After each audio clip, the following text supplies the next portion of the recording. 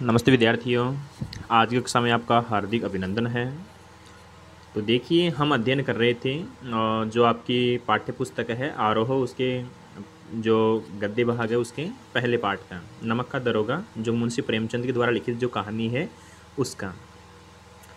इस कहानी में हमने मुंशी प्रेमचंद का जो जीवन परिचय है, उनके द्वारा लिखित जो रचनाएं हैं और किस प्रकार से हिंदी साहित्य के जगत में उन्होंने अपने अच्छी रचनाएं हैं वह लिखने का जो कार्य है वो किया है, उन तमाम विषय वस्तु की हमने है वो चर्चा कर ली थी। और इसी के साथ जो हमारी नमक का दरोगा कहानी है उसका भी प्रारंभ हो गया था। उसमें हमने देख लिया था किस प्रकार से जो बंसीधर है वह अपनी पढ़ाई वगैरह करके रोजगार की तलाश में है वो निकलता है। तो निकलने से पहले जो उसके पिता है अर्थात जो वृद्ध मुंशी हैं वह उसको बताते हैं कि जो हमारे घर की आर्थिक स्थिति है वो दयनीय है और तुम्हें पता है कि किस प्रकार से हमारी पारिवारिक स्थिति है वो भी बहुत कमज़ोर है और सारे घर की जो जिम्मेदारी है वो तेरे ही कंधों पे है। ठीक है, इसलिए तुझे अच्छी तरह से सोच समझ करके जो कदम है वो उठाना है। और किस प्रकार से तेरी जो बहनें हैं वह घास फूस की तरह है वो क्या हो रही है, दिन प्रतिदिन बढ़ती जा रही है, अर्थात उनकी उम्र है वो बढ़ती जा रही है, तो उनका जो विवाह वगैरह है वो भी तुम्हें ही करना है। ठीक है, इस प्रकार से वह अपने बच्चे को जो सांसारिक ज्ञान है वह प्रदान करते हैं और किस प्रकार से समझाते हैं जो बंसीधर है उसको कि नौकरी में जो पद है उसकी ओर ध्यान बिल्कुल भी मत देना, चाहे छोटी नौकरी मिले या बड़ी नौकरी मिले, तुझे केवल मात्र क्या करना है, सरकारी नौकरी है वो लगना है। और जो ऐसी नौकरी लगना जिसमें जो ऊपरी आय अर्थात जो रिश्वत वगैरह है वो अच्छी खासी मिले। ठीक है, तो यहाँ तक हमने है वो अध्ययन कर लिया था कहानी का। कहानी में हम आगे बढ़ते हैं तो देखिए कि ऊपरी आमदनी क्या होनी चाहिए, उसके अंदर बहुत ज़्यादा होनी चाहिए। ऊपरी आमदनी है वो ईश्वर देता है, इस प्रकार की सोच थी। किसकी थी बच्चों? इस प्रकार की सोच थी जो वृद्ध मुंशी है उनकी। ठीक है, इसी से बरकत होती है, अर्थात जो महीने की तनख्वाह मिलती है उससे किसी प्रकार की बरकत नहीं होती है। वह तो केवल मात्र उस पूर्णिमा के चांद के समान होता है जो महीने में केवल एक बार दिखता है और फिर धीरे धीरे क्या होता है, समाप्त होता जाता है। उसी प्रकार जो मासिक वेतन है वह तो पूर्णमासी का चांद है, ऐसा कहा था। किसने कहा था ऐसा?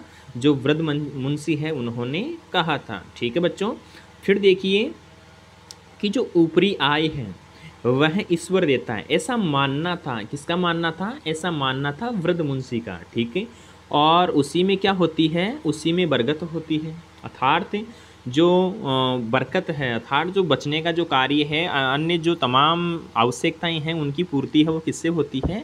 जो ऊपरी आय है उसी से होती है। ठीक है, फिर देखिए तुम स्वयं विद्वान हो, अर्थात जो वृद्ध मुंशी है वो बंसीधर को समझाते हैं कि तुम स्वयं क्या हो, विद्वान हो, तुम्हें क्या समझाऊं, अर्थात तुम्हें इस प्रकार समझाने की कोई आवश्यकता नहीं है, तुम भली भांति अवगत हो इससे। ठीक है, फिर देखिए इस विषय में विवेक की बड़ी आवश्यकता है। कौन से विषय में विवेक की बड़ी आवश्यकता है, था बुद्धि की बड़ी आवश्यकता है? कौन से में है कि जो नौकरी है वो कौन सी तुझे करनी है, कौन सी तुझे नहीं करनी है, इसमें विवेक अर्थात जो ज्ञान है, बुद्धि है और धैर्य है उसकी बड़ी क्या होती है, आवश्यकता होती है। ठीक है, फिर देखिए मनुष्य को देखो, उसकी आवश्यकता को देखो और अवसर को देखो, उसके उपरांत जो उचित समझो वो करो। इस प्रकार के विचार थे, किसके थे? इस प्रकार के विचार थे वृद्ध मुंशी के। ठीक है बच्चों, फिर देखिए गरज वाले आदमी के साथ कठोरता करने में लाभ ही लाभ है। अब देखिए किस प्रकार से वृद्ध मुंशी है वो अपने बच्चे को क्या दे रहे हैं, अर्थात बंसीधर को शिक्षा दे रहे हैं कि जिससे तुझे गरज है, अर्थात जो अपना काम है तेरे से करवाना चाहता है तो उसके साथ तू किस प्रकार का व्यवहार करेगा, कठोरतापूर्ण व्यवहार करेगा। क्यों करेगा? अगर तू उसके साथ में कठोरतापूर्ण व्यवहार करेगा तो उससे तुझे क्या मिलने वाला है, बहुत ज़्यादा लाभ मिलने वाला है। ठीक है, लेकिन बेगरज अर्थात जिससे तुझे कोई लेना देना नहीं है, अर्थात कोई दूसरा तेरे से कुछ भी स्वार्थ नहीं रखता है, उसके साथ दाव पाना जरा कठिन है। अर्थात उससे जब तेरी मुलाकात हो, तेरा आमना सामना हो तो तू उसके ऊपर यानी कि आसानी से जो विजय हैं वो तू हासिल नहीं कर सकता। क्यों नहीं कर सकता? क्योंकि तेरा उससे किसी प्रकार का क्या नहीं है, स्वार्थ नहीं है, यानी उसका तेरे प्रति है। ठीक है। फिर देखिए, इन बातों को निगाह में बांध लो, अर्थात इन बातों को अपनी निगाहों में, अर्थात अपनी नज़रों में अच्छी तरह से क्या करना, सदैव स्थायी रूप से उनको बनाए रखना। यह मेरी जन्म भर की कमाई है। तो यहाँ पर प्रश्न बनता है कि यहाँ पर वृद्ध मुंशी की जन्म भर की कमाई किसको बताया गया है? तो बच्चों, जब हमने यहाँ पर पढ़ा कि किस प्रकार से वृद्ध मुंशी है वो अपने बच्चे बंसीधर को अनेक प्रकार की शिक्षाएं देते हैं, बड़े लोगों के साथ किस प्रकार का व्यवहार करना है, छोटे लोगों के साथ किस प्रकार का व्यवहार करना है, उन तमाम बातों को, उन तमाम जीवन भर के अनुभव को वह अपने जीवन भर की क्या बताते हैं, पूंजी है वो बताते हैं। ठीक है। फिर देखिए, यह मेरे जन्म भर की कमाई है। इस उपदेश के बाद पिताजी ने आशीर्वाद दिया, अर्थात इस उपदेश, इतना बड़ा क्या दे दिया, वृद्ध मुंशी ने बच्चे को उपदेश दे दिया बंसीधर को, और फिर वह क्या देते हैं, उसको आशीर्वाद है वह देते हैं। ठीक है। फिर देखिए, बंसीधर आज्ञाकारी पुत्र थे। ये बातें ध्यान से सुनी और तब घर से चल खड़े हुए इस विस्तृत संसार में उनके लिए। अब देखिए, यहाँ पर बहुत अच्छा जो प्रश्न है वो बनने वाला है। कौन सा प्रश्न बनेगा कि जब बंसीधर है वह घर से निकले थे तो उनके मित्र वगैरह है, उनके पथ प्रदर्शक वगैरह है, उनका आत्मबल कौन थे और किस प्रकार से उन्होंने उनके पग पग पर इस प्रकार की जो सहायता है वो करने का कार्य है वो किया था। अर्थात यहाँ पर बंसीधर है वह अपने पिता का इतना लंबा चौड़ा उपदेश सुन कर के निकलते हैं। ठीक है। और जो ही वह निकले अपने घर से तो देखिए, इस विस्तृत अर्थात इस विशाल संसार में उनका धैर्य क्या था, उनका मित्र था। बुद्धि अपनी पथ प्रदर्शक, अर्थात जो बुद्धि है उनको रास्ता दिखाने वाली थी, और आत्मबल ही अपना सहायक था। ठीक है विद्यार्थियों, तो यह तीनों बातें हैं वो बहुत क्या रखनी है, आपको ध्यान में रखनी है। ठीक है। यह जो तीनों बातें हैं वो आपको ध्यान में रखनी है। फिर देखिए, लेकिन अच्छे शकुन से चले थे, अर्थात जो बंसीधर है वह अच्छे मुहूर्त में अपने घर से निकला था। जाते ही जाते नमक विभाग के दरोगा पद पर क्या हो गए, प्रतिष्ठित हो गए। अब देखिए, हम जब कहानी का सारांश पढ़ रहे थे उस समय हमने पढ़ा था ना कि उस समय जब नमक के ऊपर क्या लगा दिया गया था, नमक के ऊपर रोक लगा दी गई थी, नमक का चोरी छिपे क्या हो रहा था, आयात निर्यात हो रहा था। उस समय बड़े बड़े जो पदाधिकारी लोग हैं, पटवारी वगैरह हैं, अन्य जो लोग हैं वह आना चाहते थे। कौन से विभाग में आना चाहते थे, नमक विभाग में आना चाहते थे। देखिए यहाँ पर सोने पर सुहागा किस प्रकार से बंसीधर के जो किस्मत है उसमें आता है कि जाते ही जाते वह बन गए, क्या बन गए, नमक विभाग में दरोगा। ठीक है। तो देखिए, वेतन अच्छा था। अब देखो, दरोगा है, थानेदार जी हैं, तो वेतन तो क्या होगा, अच्छा होगा ही, और ऊपरी आय का तो कहना ही क्या है, उसका तो ठिकाना ही नहीं था। इतनी ऊपरी आय थी, इतनी ऊपरी आय थी कि क्या कहें। ठीक है। वृद्ध मुंशी को सुखद संवाद मिला। अब देखिए, जो ही बंसीधर की क्या लगती है, नौकरी लगती है, तो घर पे जो वृद्ध मुंशी है उनको क्या मिलता है, इस प्रकार का सुख की जो बात है वो सुनने को मिलती है। और क्या हुआ, जो ही उन्होंने इस प्रकार की बात सुनी तो वह फूली न समाए, अर्थात फूली न समाना, अर्थात अत्यंत क्या होना, प्रश्न होना, अत्यंत खुश होना। जो ही पता चली वृद्ध मुंशी को कि मेरा बच्चा है वह थानेदार बन गया है, और कौन से विभाग में, नमक विभाग में, तो वो बहुत ज़्यादा क्या हुए, खुश हुए। लेकिन देखिए, यहाँ पर पड़ोसियों के विपरीत जो हो रही है स्थिति, तो देखिए यहाँ पर महाजन कुछ नरम पड़े। अब देखो, जो महाजन थे जिनके कर्ज के नीचे दबा हुआ था वृद्ध मुंशी और जो बंसीधर है उसका परिवार, अब जो महाजन है उनको पता चला कि इस वृद्ध मुंशी का लड़का तो नमक विभाग में क्या बन गया है, थानेदार बन गया है, तो वह कुछ क्या पड़े, नरम पड़े। यहाँ पर नरम पड़ने का अर्थ यह है कि उन वृद्ध मुंशी को कुछ और ज़्यादा क्या मिल जाती है, मोहलत मिल जाती है। क्यों मिल गई मोहलत, क्योंकि उनको पूरा विश्वास हो गया था कि जो भी हम इससे रुपया वगैरह मांगते हैं वह बिल्कुल भी डूबने वाला नहीं है, वो हमें थोड़े समय हो सकता है कि थोड़ा समय लग जाए, लेकिन वह रुपये हमारे अवश्य हमें मिलेंगे। ठीक है। कलवार की असालता लहराई। ठीक है। पड़ोसियों के हृदय में सूल उठने लगे। अब देखो, जो पड़ोसी हैं उनके हृदय में क्या उठने लग गए, सूल उठने लग गए, अर्थात सांप लौटने लग गए कि इस वृद्ध मुंशी का लड़का कैसे थानेदार बन गया। होता है ना ऐसा, ठीक है। फिर देखिए तो बच्चों आपको जो बंशीधर के अर्थात जो प्रेमचंद जी के द्वारा लिखित जो कहानी है वो बहुत अच्छी लग रही होगी और अच्छी तरह से आप इसको समझ भी रहे होंगे बड़े ही ध्यानपूर्वक से और एकाग्रचित मन होकर के आपको यह कहानी अच्छी तरह से समझनी है। फिर देखिए कहानी का विस्तार किस प्रकार से जो बंशीधर है वह आगे करते हैं। जाड़े के दिन थे, जाड़े के दिन थे अर्थात सर्दियों के क्या थे, दिन थे, यानी कि लगभग जो पौष माह होता है उसके दिन चल रहे थे, ठीक है। और रात का समय था, जाड़े के दिन थे और समय कौन सा था, रात्रि का था, ठीक है। नमक के सिपाही चौकीदार नशे में मस्त थे, ठीक है।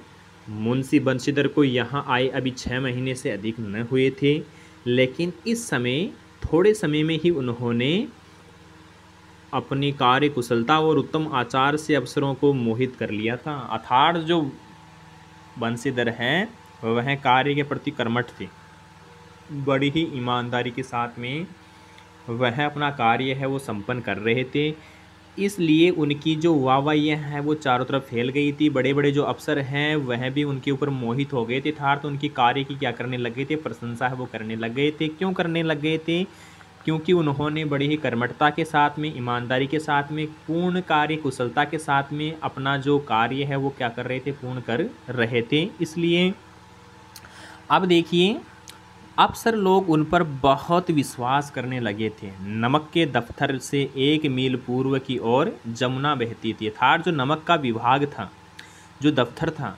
उससे 1 मील पूर्व की ओर कौन सी नदी बहती थी, जमुना नदी बहती थी। उस पर नावों का एक पुल बना हुआ था, अर्थात जो जमुना नदी है उसके ऊपर क्या बना हुआ था, नावों का एक पुल बना हुआ था, ठीक है।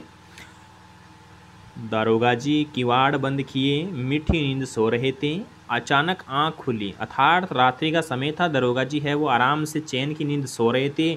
अचानक उनकी क्या खुलती है, आँख खुलती है, तो नदी के प्रवाह की जगह गाड़ियों की क्या आ रही थी, गड़गड़ाहट आ रही थी। अर्थात नदी के प्रवाह की जब पानी बहता है तो उसकी एक ध्वनि आती है, उस ध्वनि के साथ में पुल के ऊपर जो गाड़ियाँ हैं अर्थात जो बैलगाड़ियाँ हैं उनकी क्या आ रही थी, आवाज़ आ रही थी मध्य रात्रि के लगभग, तथा मलाहों का कोलाहल था। जो गाड़ी वगैरह चलाने वाले जो लोग थे उनका क्या आ रहा था, कोलाहल, अर्थात उनकी ध्वनि आ रही थी बोलने की। उठ बैठे, अर्थात यह ध्वनि सुन करके जो बंशीधर है वो क्या होते हैं, उठ जाते हैं और सोचते हैं इतनी रात गई गाड़ियाँ कौन नदी के पार जाती, अर्थात इतनी रात्रि को इस नदी के ऊपर से कौन चोरी छुपे गाड़ियाँ हैं वो ले जा रहा है, अवश्य कुछ न कुछ गोलमाल है, अवश्य कुछ न कुछ क्या है, गोलमाल है, ठीक है। तर्क ने भरम को क्या किया, पुष्ट किया, तर्क ने जो तर्क है उसने भरम को पुष्ट किया। वर्दी पहनी, तमंचा जेब में रखा और बात की बात में घोड़ा बढ़ाए हुए पुल पर आ पहुँचे, अर्थात वह क्या होते हैं, बात मन में इस प्रकार के विचार कर रहे थे, विचार करते करते ही कहाँ आ जाते हैं, पुल के ऊपर आ जाते हैं, ठीक है। गाड़ियों की एक लंबी कतार पुल के पार जाती दिखी, अर्थात गाड़ियों की एक लंबी कतार है वह कहाँ जा रही थी, उस पुल के ऊपर जा रही थी, ठीक है। अब देखिए दरोगा जी है वो क्या करते हैं, डांट कर पूछा किसकी गाड़ियाँ हैं, अर्थात गाड़ी वालों को डांटते हैं और उनको पूछते हैं कि यह गाड़ियाँ किसकी हैं, बताओ तो मुझे। अब देखिए क्या होता है, अब इस प्रकार का प्रश्न है वो सुनेंगे गाड़ी वाले तो क्या वह आसानी से दरोगा जी की बात का जवाब देंगे, देंगे क्या, बिल्कुल भी नहीं देंगे। क्यों नहीं देंगे, क्योंकि वह मध्य रात्रि को चोरी छुपे है वह नमक का क्या कर रहे थे, वहाँ से उसको ले जाने का जो कार्य है वो कर रहे थे। अब वह पकड़े गए, इसलिए भय के कारण वह भयभीत हैं, इसलिए वह दरोगा जी के प्रश्न का उत्तर है वह सरलतापूर्वक बिल्कुल भी नहीं दे रहे हैं, ठीक है विद्यार्थियों। तो देखिए किस प्रकार से जो कहानी है वो अत्यंत ही आनंदप्रद है, मोहित करने वाली है और उसमें हमारा जो अंतर्मन है वो उतरने वाला है, ठीक है। तो देखिए कहानी का आगे का जो भाग है वो हम पढ़ते हैं।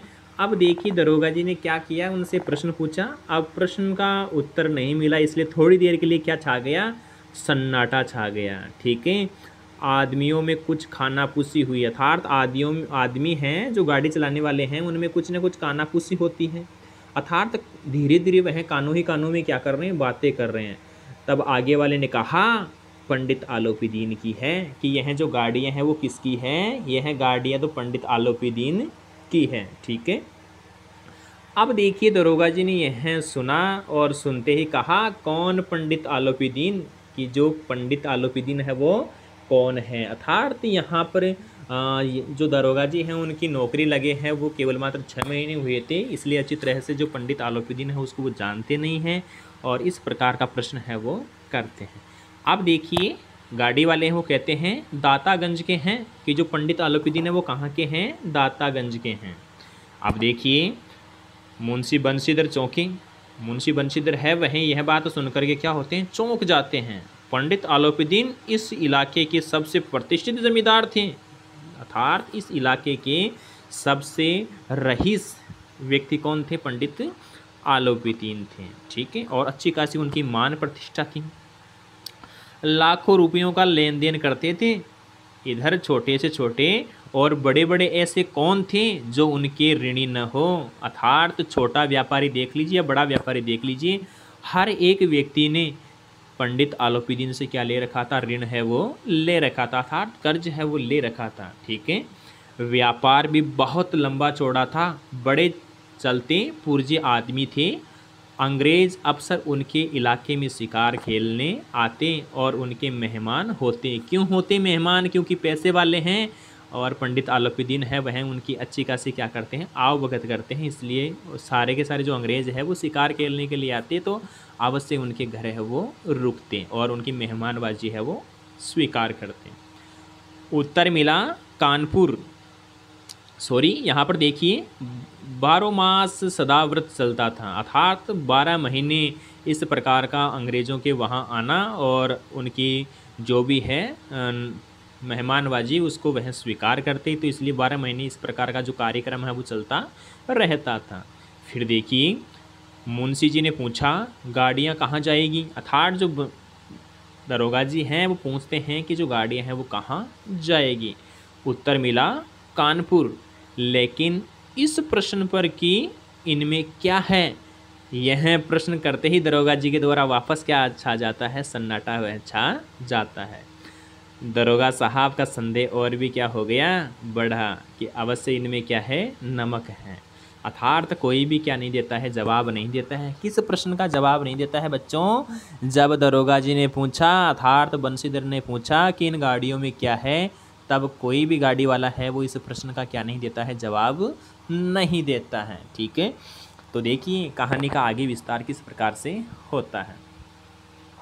फिर देखिए प्यारे बच्चों, देर तक उत्तर की बाट देखकर वह जोर से बोले। बाट देखना अर्थात इंतजार करना, और जब बहुत देर तक इस प्रश्न का उत्तर नहीं मिला तो दरोगा जी हैं वह जोर से बोलते हैं, क्या तुम सब गूंगे हो गए हो। क्या बोलते हैं दरोगा जी, कि तुम सब क्या हो गए हो, गूंगे हो गए हो। हम पूछते हैं इनमें क्या लदा है। ठीक है, इस प्रकार का प्रश्न है वो करते हैं। जब इस बात पर भी कोई उत्तर न मिला तो उन्होंने घोड़े को एक गाड़ी से मिलाकर बोरे को क्या करते हैं, वह टटोला। अर्थात दरोगा जी है वह एक गाड़ी के पास जाते हैं अपने घोड़े को लेकर के, और जो गाड़ी है उसमें रखे जो बोरे हैं उनको क्या करते हैं, अपने हाथ से टटोलते हैं। ठीक है, अब देखिए ज्यों ही दरोगा जी ने उस बोरे को टटोला तो क्या हुआ, उनके मन में जो भ्रम था अर्थात जो संदेह का जो भाव था वह क्या हो गया, दूर हो गया। और क्या था उन बोरों में, उन बोरों में थे नमक के ढेले, अर्थात बड़े बड़े जो नमक की डलियां हैं वो क्या थी, उन बोरों में भरी हुई थी। अब देखिए किस प्रकार से कहानी एक नए अंदाज से एक नया मोड़ लेती है। ठीक है, तो देखिए बच्चों इसमें पंडित आलोपीदीन अपने सजीले रथ पर सवार थे। अब देखो कहानी है उसमें एक नया पन आता है। इसमें पंडित आलोपीदीन है वह सजीले रथ पर क्या थे, सवार थे, क्योंकि बहुत ज़्यादा रईस थे। कुछ सोते हुए जागते चले आते थे, अर्थात आराम से अपने रथ में है वह कहीं खोए हुए से और थोड़े सोए हुए से, थोड़े जागे हुए से, आराम से अपनी मस्ती में मस्त है वह अपने रथ पे आ रहे थे। अचानक कई गाड़ी वालों ने घबराए हुए आकर जगाया। अर्थात पंडित आलोपीदीन को आकर क्या करते हैं, जो गाड़ी वाले लोग हैं वह आकर के जगाते हैं और बोले, महाराज, दारोगा ने गाड़ियां रोक दी हैं और घाट पर खड़े आपको बुलाते हैं। कि जो दरोगा जी हैं, अर्थात जो बंसीधर है, उसने क्या कर लिया है, जो भी नमक की गाड़ियां हैं उनको नदी पर रोक लिया है और वो तुरंत प्रभाव से आपको क्या कर रहे हैं, बुला रहे हैं कि जो भी इन गाड़ियों का मालिक है वह मेरे सामने क्या हो, उपस्थित हो। ठीक है। अब देखिए, पंडित आलोपीदीन का लक्ष्मी जी पर अखंड विश्वास था। अर्थात जो पंडित आलोपीदीन है वह लक्ष्मी जी पर बहुत ज़्यादा क्या करते हैं, विश्वास करते हैं। वह हर कार्य को अपने पैसे के बल पर, अर्थात लक्ष्मी जी के बल पर क्या करवा लेते हैं, पूरा है वो करवा लेते हैं। अब देखिए, वह कहा करते थे कि संसार का तो कहना ही क्या, स्वर्ग में भी लक्ष्मी का ही राज्य है, कि यह तो भूलोक है, इसमें तो लक्ष्मी का राज्य होगा ही होगा। यहाँ तक कि जो स्वर्ग लोक है उसमें भी क्या है, लक्ष्मी जी का ही साम्राज्य है। लक्ष्मी जी के आगे बड़े बड़े जो देवता हैं वो भी क्या हो जाते हैं, झुक जाते हैं। इस प्रकार का अखंड विश्वास था किसका था, पंडित आलोपीदीन का था। यह दरोगा तो मेरे सामने लगा ही क्या है। अब देखिए, उनका यह कहना यथार्थ ही था, अर्थात वास्तविकता ही तो है। वर्तमान में देखिए तो हर सेक्टर में कहीं पे चले जाइए, जिसके पास पैसे हैं वह सब कुछ है। ठीक है, बड़े बड़े लोग हैं उसके सामने झुक जाते हैं। तो यहाँ पर देखो, न्याय और नीति सब लक्ष्मी के ही क्या हैं, खिलौने हैं। जिसके पास पैसा है उसके पक्ष में न्याय और जो नीति है वो है। ठीक है, जिसके पास पैसा नहीं है, चाहे उसने किसी प्रकार का कार्य है, गलत कार्य है, वो किया ही नहीं हो, लेकिन बेचारा क्या होता है, उसकी भेंट चढ़ जाता है। ठीक है बच्चों, तो यहाँ पर किस प्रकार से देखिए, जो नीति पर जो अनीति है उसको विजय बताते हैं पंडित आलोपीदीन। फिर देखिए, इन्हें वह जैसे चाहती है वैसे नचाती है, लेटे हो लेटे गर्व से बोले, अर्थात लेटे गर्व से बोले, बड़े अभिमान से, अहंकार था उनको। ठीक है, हम आते हैं, कि हम आ रहे हैं, आराम से तुम लोग चलो।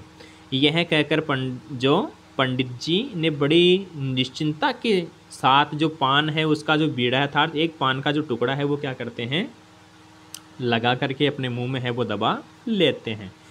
फिर लिहाफ ओढ़े दरोगा के पास आकर बोले, अर्थात श्रीफाई का जो चादर है वह ओढ़े दरोगा जी के सामने आकर के बोलते हैं, बाबूजी आशीर्वाद, अर्थात मैं आपको क्या करता हूँ, प्रणाम करता हूँ, आप मुझे क्या दीजिए, आशीर्वाद है वो दीजिए। ठीक है, कहिए हमसे ऐसा कौन सा अपराध हुआ कि गाड़ियाँ रोक दी गई हैं। अर्थात पंडित आलोपीदीन है वो कहता है, क्या कहता है बंसीधर से, कि हमसे ऐसा कौन सा अपराध हो गया है जिसके कारण जो हमारी गाड़ियाँ हैं वो क्या कर दी गई है, रोक दी गई है, हमें बताइए तो दरोगा जी, हमें बताइए तो। अब देखिए,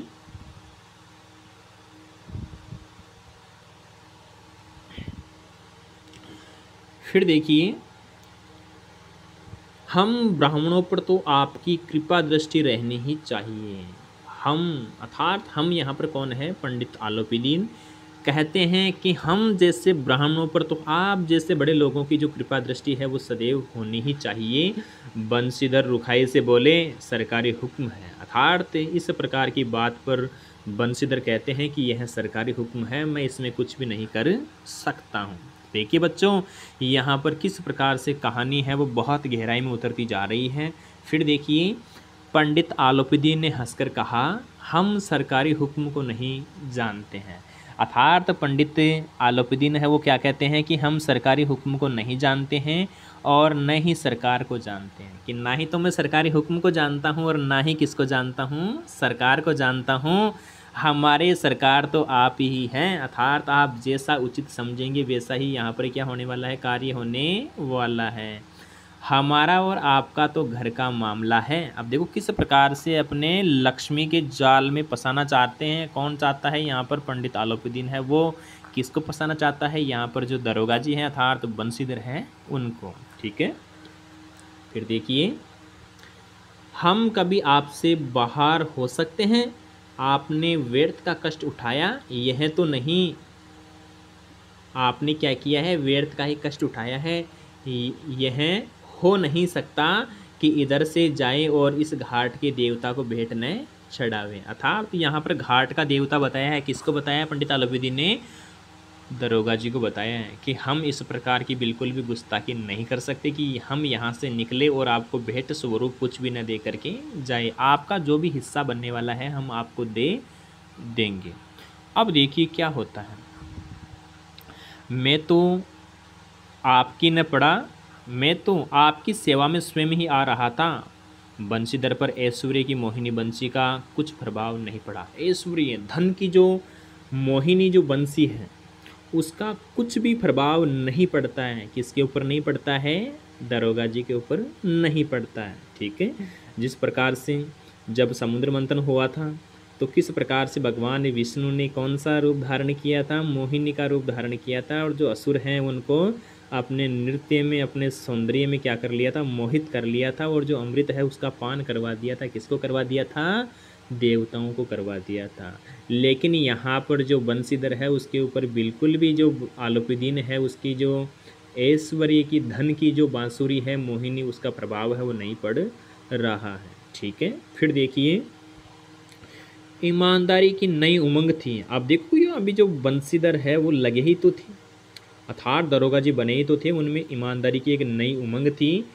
कड़क कर बोले, हम उन नमक हरामों में बिल्कुल भी नहीं हैं जो कौड़ियों पर अपना ईमान बेचते फिरते हैं। आप इस समय हिरासत में हैं, अर्थात मैं आपको इस समय क्या करता हूँ, गिरफ्तार करता हूँ, आप मेरी हिरासत में हैं। ठीक है, आपका कायदे के अनुसार चालान होगा। अर्थात आपने गैर तरीके से नमक का जो व्यापार करना चाहा है तो आप पर जितना भी कानूनन जो भी जो आपका यानी कि चालान है वो बनता है। ठीक है, वो आपका अवश्य बनेगा, उसमें किसी प्रकार की जो भी है गलती है वो नहीं होगी। ठीक है, बस मुझे अधिक बातों की फुर्सत नहीं है। अर्थात इस प्रकार की बात है वो कहते हैं, कौन कहते हैं, पंडित आलोपीदीन कहते हैं, सॉरी बंशीधर है वो कहते हैं कि मुझे ज़्यादा बात करने की क्या नहीं है, फुर्सत है, वो समय है वो बिल्कुल भी नहीं है।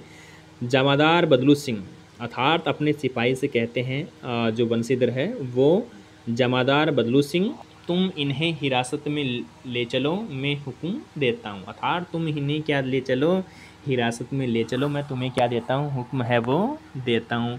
आप देखिए बच्चों यहाँ पर जमादार बदलू सिंह है वो क्या पंडित आलोपीदीन को हिरासत में लेते हैं, बिल्कुल भी लेते हैं या नहीं लेते हैं वो देखेंगे हम हमारी अगली कक्षा में। ठीक है, तो आशा करता हूँ कि आपके आज की जो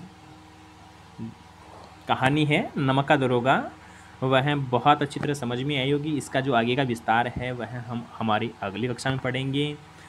और आपके जो पाठ्य पुस्तक के जो प्रश्न वगैरह हैं वो अभी तक आपने बिल्कुल भी नहीं किए हैं, तो सभी विद्यार्थियों आपसे मेरा आग्रह है, आप सभी को अपनी नोटबुक में सारा का सारा जो गृह कार्य वगैरह है, आपके जो पद्य भाग हैं आपके उनका करना है। ठीक है, आज के लिए बस इतना ही, विदा चाहता हूँ, धन्यवाद।